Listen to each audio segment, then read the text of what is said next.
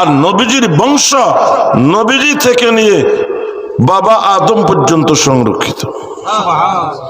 নবী করিম সাল্লাল্লাহু আলাইহি সাল্লামের বাবা আব্দুল্লাহ,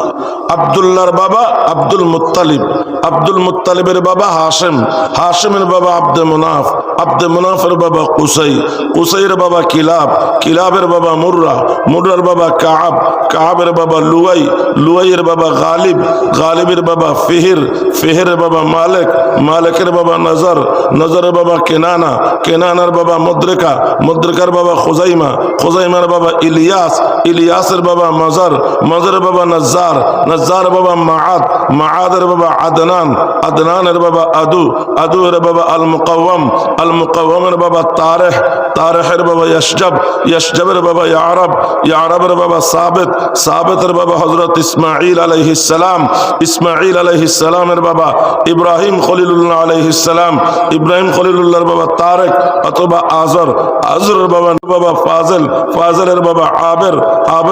আবেরের বাবা সালেহ, সালেহের বাবা ইরফিকশাজ, ইরফিকশাজের বাবা শাম, শামের বাবা হযরত নূহ আলাইহিস সালাম, নূহ আলাইহিস সালামের বাবা লামেক, লামেকের বাবা মুতুসালেহ, মুতুসালেহের বাবা উখনুন, উখনুনের বাবা ইয়ারুদ, ইয়ারুদের বাবা মাহলাইল, মাহলাইলের বাবা কিনান, কিনানের বাবা আনুশ, আনুশের বাবা হযরত শীশ আলাইহিস সালাম, শীশ আলাইহিস সালামের বাবা হযরত আদম আলাইহিস সালাম।